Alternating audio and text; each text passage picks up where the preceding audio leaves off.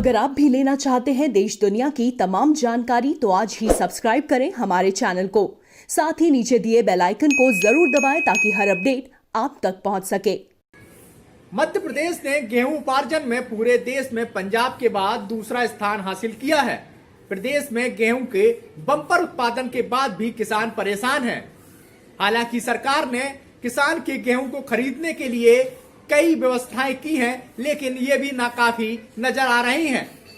मध्य प्रदेश की कृषि उपज मंडियों में ट्रैक्टर और ट्रालियों की लगी लंबी लंबी लाइनों और कई दिनों से मंडियों में अपनी पारी का इंतजार करते किसान इन दिनों देखे जा सकते हैं। मध्य प्रदेश ने गेहूं उपार्जन में देश में रिकॉर्ड बनाया है। पंजाब के बाद मध्य प्रदेश ऐसा दूसरा राज्य है जहां गेहूं का बम्पर उत्पादन हुआ है। अब यही उत्पादन किसान के जी का जंजाल बन गया है। मध्य प्रदेश की शिवराज सरकार ने किसानों के गेहूं का एक एक दाना खरीदने की घोषणा की है, लेकिन कृषि उपज मंडियों में भारी प्रशासनिक अव्यवस्थाओं के चलते किसानों को एक दो होना पड़ रहा है। पिछले दिनों देवास कृषि उपज मंडी में जयराम नाम के एक किसान ने इसी प्रशासनिक अव्यवस्था के चलते दम तोड़ दिया। सरकार की तरफ से गेहूं तुलाई के लिए मिले एसएमएस के बाद किसान कृषि मंडी पहुंचा था, जहां 2 दिनों के इंतजार के बाद भी उसके गेहूं की तुलाई नहीं हुई। वहीं 31 मार्च की रात अचानक सीने में दर्द के चलते हार्ट अटैक से किसान जयराम की मौत हो गई। ये एक्चुअली अभी सुबह हमको खबर मिली इसमें अस्पताल में कि जयराम सिंह पिता चुन्नी लाल, इनका जो इस पे एड्रेस है, इस पे आधार कार्ड पे उज्जैन का है, ऋषि नगर उज्जैन का है। और ये इनका जो पंजीकरण था इसके सोसाइटी में, एक टोंक खुर्द सोनकच सोसाइटी में इनका पंजीकरण था। और 30 तारीख को इनका ये जो तुलाई के लिए मैसेज परसों का था, तो रात को इनकी वहाँ पे डेथ हुई। अभी चल रहा है, इनका पंचनामा चल रहा है। तो प्राइमरी तो डॉक्टर ने बोला कि हार्ट अटैक से ही इनकी डेथ हुई है। थोड़ी देर में रिपोर्ट और आ जाएगी कि क्या कॉज होगा। नहीं, मैं आपको इसमें देखिए, पहली बात तो बड़ा दुखद है, किसी की मृत्यु होती है तो बड़ा दुखद है, इसलिए हम तो यहीं पर खड़े हैं। पूरी उनको जो भी शासन से सहायता मिलेगी हम इसको थोड़ा आज ही 2 घंटे में उसको प्रोसेस कर देंगे। और ये है कि उपार्जन को अगर हम इससे अलग हट के ज़रा देखें तो उपार्जन में दिक्कत ये है कि इस बार है ना, जो माल आया है वो करीब 5 से 6 गुना आया हुआ है। पिछली बार हमने करीब 60,000 मेट्रिक टन के आसपास गेहूँ हमारे ज़िले में आया था। इस बार हम 3 लाख क्रॉस कर चुके हैं। तो चूँकि पहली चीज़ तो ये है, तो आवक ज़्यादा है, रिसोर्सेज तो लिमिटेड रहती हैं। कोरोना के कारण हमालों की कमी है, सोशल डिस्टेंसिंग मेंटेन करनी है। उपार्जन हमने 1 महीने लेट चालू किया और कल हमारी लास्ट डेट थी, पर शासन ने उसको 5 दिन और बढ़ा दिया है। तो चूँकि कुछ प्रैक्टिकल लिमिटेशंस होती हैं, उस कारण कुछ दिक्कतें आ रही हैं।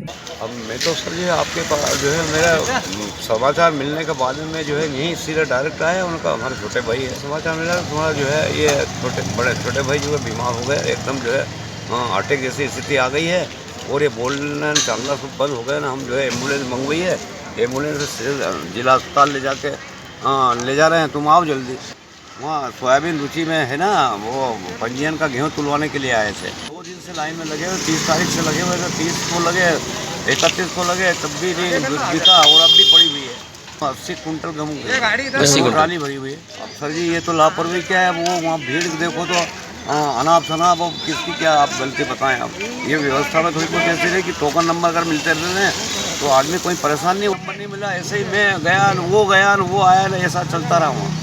देखो टोकन नंबर मिल जाता तो वो भले आराम से बैठते, अपना जब भी नंबर आ जाता अपन जो है तुलवा देते। फादर हैं जी, और हमारे जो ट्रैक्टर ट्राली जो लेकर आया था ड्राइवर, उनके द्वारा सूचना मिली थी मुझे कि पापा को सीने में दर्द हुआ, तकलीफ हुई और 108 एम्बुलेंस के द्वारा हम उनको देवास ले जा रहे हैं। तो मुझे रात को 9:55 को सूचना मिली थी, जिसके बाद उज्जैन से मैं यहाँ देवास आया यहाँ पर। और मुझे पता चला यहाँ आने के बाद में पापा की वहाँ पर रखी हुई है। लेकिन किसान जयराम की मौत के बाद भी देवास में गेहूं खरीदी केंद्र पर जिला प्रशासन किसानों की सुध नहीं ले रहा है। मध्य प्रदेश में बीते कुछ दिनों से किसानों से समर्थन मूल्य पर गेहूं की खरीदी शुरू की जा चुकी है और इस बार सरकार द्वारा गेहूं का समर्थन मूल्य 1925 रुपए प्रति क्विंटल निर्धारित किया गया है। गेहूं खरीदी को लेकर किसानों में काफी उत्साह तो है, लेकिन वहीं परेशानियों का सैलाब खत्म होता दिखाई नहीं दे रहा। किसी को लगातार खड़े 6 दिन तो किसी को 9 दिन हो गए हैं। न खाने की व्यवस्था है, न पीने योग्य पानी की। बारिश में गेहूं ढकने के लिए किसानों को पाल की व्यवस्था तक मुहैया नहीं कराई गई है। ऐसे में जिन किसानों के घर दूर हैं उन्हें काफी परेशानी का सामना करना पड़ रहा है। इसराइल पटेल, गांव देवर से गेहूँ सर, हम उसी मतलब शाम को भर के आ गए थे बालगढ़ से, वहाँ पे नंबर नहीं लगा।